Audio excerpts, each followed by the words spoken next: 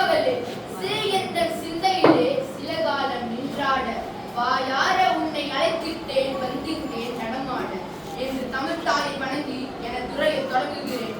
நான் ஏற்றுக்கொண்ட தலைப்பு 21ஆம் நூற்றாண்டின் அறிவியல் கண்டுபிடிப்புகள். நடுவர் அவர்களே, சுவையில்லாத உணவினை காட்டிலும் அறிவியல் இல்லாத உலகில் இருப்பது கடினம் என்கிறது கவிதை. பரிணாம வளர்ச்சி உயிரினங்களுக்கு மட்டுமல்ல, அது அறிவியலுக்கும் தான். இந்த 21ஆம் நூற்றாண்டு முதலே பல புதிய அறிவியல் கண்டுபிடிப்புகள் நிகழ்ந்துள்ளன. இதன் வளர்ச்சி விண்ணை முட்டும் அளவிற்கு மட்டுமல்ல, எட்டும் அளவிற்கு நம்மை கொண்டு வந்துவிட்டது. பஞ்சபூதங்களில் கொண்டிருந்து அந்நீரை தருவது மலை. இதனை பாரதிதாசனும் மலையே மலையே வாவா, நல்ல வான புனலே வாவா, வைய தமுதே வாவா என்பார். 1940 முதலே செயற்கை மலையை உருவாக்க ஜெனீவா பல்கலைக்கழகத்தின் ஆராய்ச்சி குழுவால் செயற்கை மலை உருவாக்கப்பட்டுள்ளது. கால்சியம் கார்பைடு, கால்சியம் ஆக்சைடு மற்றும் உப்பும் யூரியாவும் கலந்த கலவையை மேகங்களுக்கு தூவினால் அவை காற்றில் உள்ள ஈரத்தன்மையை உறிஞ்சி மலை மேகத்தை உருவாக்க உதவுகின்றன. காலம் கற்றுக் கொடுக்கும் பாடம் போல எந்த ஒரு ஆசானாலும் கற்றுக் கொடுக்க முடியாது. காலங்களுக்கு முன் நான் கோரிக்கைகளை வைக்கலாம், ஆனால் அதை ஏற்றதையே நிறைவேற்றி விட்டு போகிறது.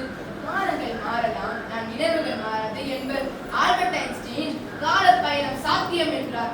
இன்றைய விஞ்ஞானிகள் ஒரு கால இயந்திரத்தை உருவாக்கி பிரபஞ்சத்தின் ஆரம்பம் மற்றும் இருண்ட பகுதிகளுக்கு பயணிக்க முடியும் என்றனர். எலும்பும் தசையும் இல்லாத இயங்கும் எந்திர மனிதனை படைக்கின்றார். மனித முயற்சி எந்திர மனிதன் பயோமெக்கானிக்ஸ் மற்றும் இன்ஜினியரிங் உதவியுடன் ரோபோ உடற்பாகங்களை உருவாக்கியுள்ளனர். தசைநார் சிதைவால் பாதிக்கப்பட்ட நபர்களுக்கும் ஊனமுற்ற நபர்களுக்கும் இம்முறை உதவுகிறது. அரிது அரிது மானிடரை புறத்தல் அரிது என்பர். நோயற்ற வாழ்வே குறைவற்ற செல்வம் என்பது பழமொழி. உலக அளவில் 36.7 மில்லியனுக்கும் அதிகமான மக்கள் HIV அல்லது எய்ட்ஸ் நோயுடன் போராடுகின்றனர். அதில் 1.8 மில்லியன் HIV தாக்கப்பட்ட குழந்தைகள். 2007ஆம் ஆண்டில் HIV நோயிடமிருந்து எலும்பு மஜ்ஜையை மாற்றுவதன் மூலம் HIV-யை குணப்படுத்தலாம் என மருத்துவ உலகம் கண்டுபிடித்துள்ளது. நீ முடியாது என்பதை உலகில் ஏதோ ஒரு இடத்தில் முடியும் என்று உறுத்தும் காட்டுகின்றனர். அணுவை பிளந்து ஆற்றலை எடுத்து அனைத்தும் செய்து பார்க்கின்றான் என்கிறது புது கவிதை. 2006ஆம் ஆண்டில் ஆராய்ச்சியாளர்கள் குழு இருண்ட பொருள் இருப்பதை நிரூபித்தது. பிரபஞ்சத்தின் 68% இருண்ட ஆற்றலால் ஆனது. 2003ஆம் ஆண்டில் விஞ்ஞானிகள் மனித மரபணு வரைபடத்தின் வரிசையை நிறைவு செய்தனர். இது கொடிய வகை தோல் புற்றுநோய்க்கு சிகிச்சை அளிப்பதற்கும் லுகேமியா, அரிப்பு, தோலழற்சி மற்றும் நீரழிவு நோய்களில் உள்ள மரபணுக்களை புரிந்து கொள்ள உதவுகிறது. உடல் உறுப்பை மாற்றும் மருத்துவம் கண்டு உடலும் உயிரும் காக்கின்றான் என்கிறது கவிதை. ஸ்டெம் செல் ஆராய்ச்சி என்பது வயது வந்த தோல் செல்கள் மூலம் மனித இதய திசுக்களின் செயல்பாட்டை மீண்டும் உருவாக்க முடியும் என கண்டுபிடித்துள்ளனர். நடுவர்களே, ஸ்டெம் செல்கள் மூலம் மனிதர்கள் மற்றொரு உறுப்பை வளர்த்துக் கொள்ள முடியும். அகத்தின் அழகு முகத்தில் தெரியும் என்பர். முகமே இல்லாத போது அகமெங்கே. விபத்தில் முகம் சிதையுண்டு அழிய நேர்ந்தால் இறந்த நபரின் திசுக்களை பயன்படுத்தி ஒரு நபரின் முகத்தை மாற்ற முடியும் என கண்டுபிடித்துள்ளனர். 2005ஆம் ஆண்டில் பிரான்ஸ் நாட்டை சேர்ந்த இசபெல் டினையர் என்பவர் தான் முதல் முகமாற்று நபர் ஆவார்.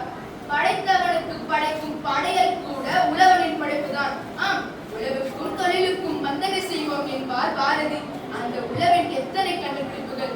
அதனால்தான் புற்றீசல் போல மக்கள் கூட்டம் இருந்தாலும் உணவு எல்லோருக்கும் கிடைக்கிறது. நடுவர் அவர்களே, அறிவியல் இல்லை என்றால் மனிதனுக்கு அறிவுறுத்தி ஆகாது. அறிவியல் முன்னேற்றமே ஒரு நாட்டின் முன்னேற்றம். 2019ஆம் ஆண்டில் கொரோனாவால் உலகமே முடங்கியது. எதிர்காலமே நாங்கள் இன்று உணர்ந்து கைபேசியை கொண்டு கற்றலை கற்பித்தனர் ஆசிரியர் பெருமக்கள். இது பூமியின் நூற்றாண்டு கண்டுபிடிப்பை என்று கூறி அறிவியலில் நம்பிக்கை வைத்து அகிலமே போற்றும் அறிவியலில் இன்னும் பல கண்டுபிடித்து வாழ்வில் முன்னேறுவோம் என்று கூறி வாய்ப்பளித்த உள்ளங்களுக்கு நன்றி கூறுகிறேன்.